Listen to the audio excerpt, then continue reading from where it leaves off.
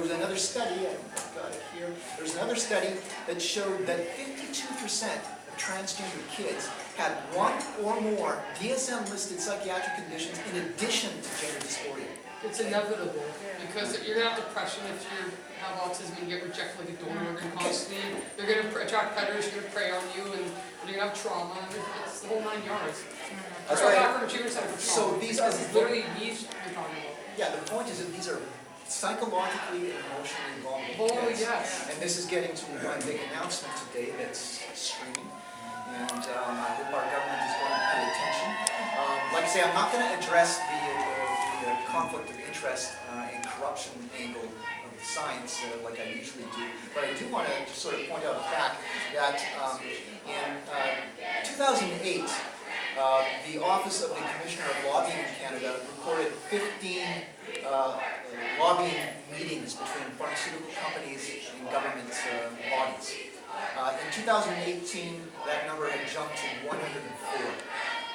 Okay, there is a lot of pharmaceutical lobbying going on right now, right at the time that we've got all this transgender stuff going on, and they're trying to silence people who are meeting from saying, listen, you need to put on the brakes because you are damaging permanently, irreversibly, some of our most vulnerable kids, like I was, right? And again, I say, if I had been reinforced, I probably wouldn't be whole today. Okay, because of the suicide rates and post-op transactions, I might not be alive today. So what they are doing, in my opinion, is criminally irresponsible. So let's get to my big announcement. Okay. Some of this has actually been released before. I want to start by saying that there's approximately 650,000 school-aged children in British Columbia. And of those, 6,500 are foster children, or orphans, or otherwise in ministry care, under the Ministry of Child and Family Development. 6,500. So basically what we're looking at is 1 in every 100 children is in ministry care in British Columbia. I'm going to try here to play some audio. Let's see if I can make this work. And this is from Dr. Wallace Wong, who is the leading gender psychologist. What? Okay.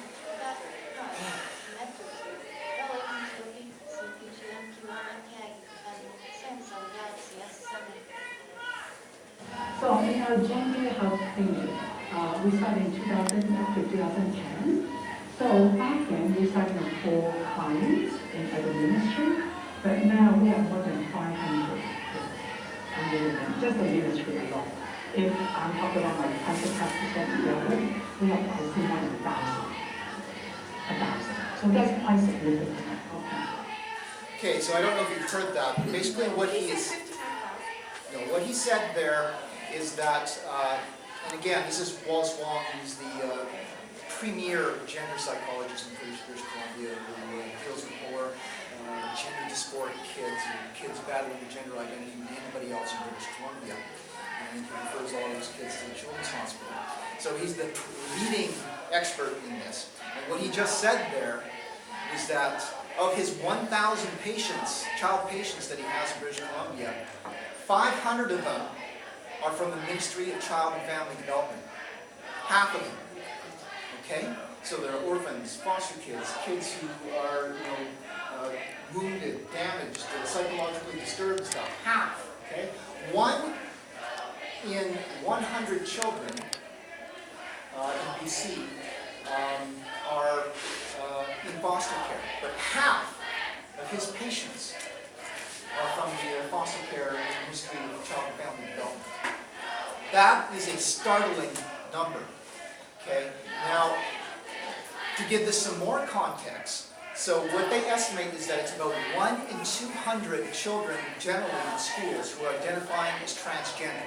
Okay, that's 0.5%, 1/2 of 1%.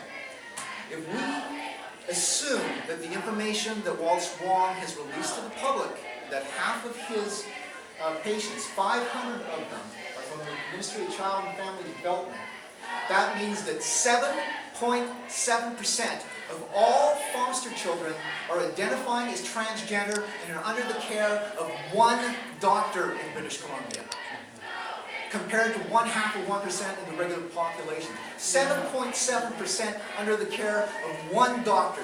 That statistic alone is alarming and frightening, and should be the grounds upon which we should have an immediate provincial inquiry into what's going on. Now, you need to understand there are other doctors and counselors out there who can make prescriptions and diagnose kids as transgender. So we might say that it is as much as 1 in 10 kids who are foster kids, orphans, emotionally disturbed kids like I was when I was young, who are now identifying as transgender. 1 in 10 compared to 1 in 200 in the regular population.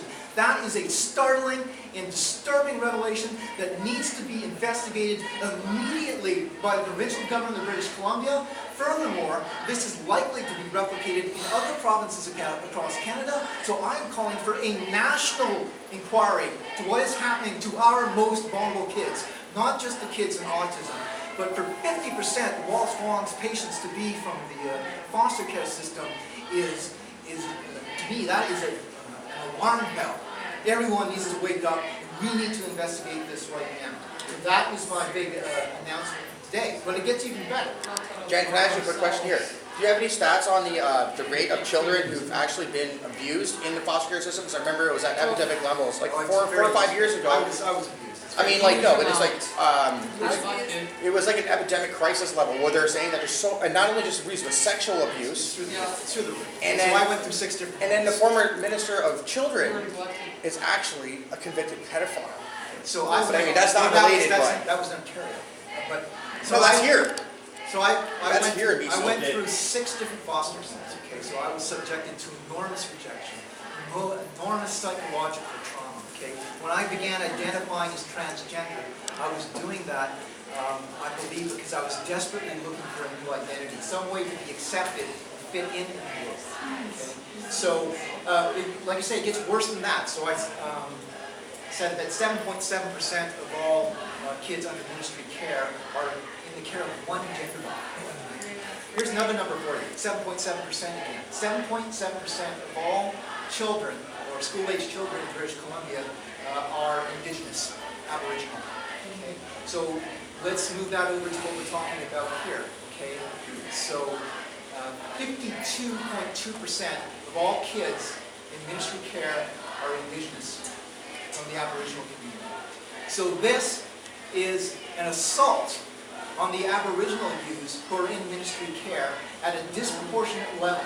Okay, this is almost, in my opinion, because it is so often when they go on to use these drugs, they're being permanently sterilized. This is going back to a residential school system where we are sterilizing Indigenous youths.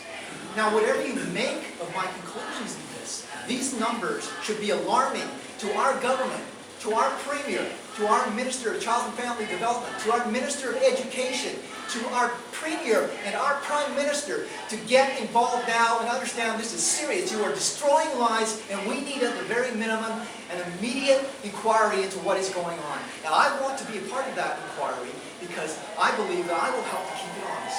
So that was my big announcement, and I'm open for your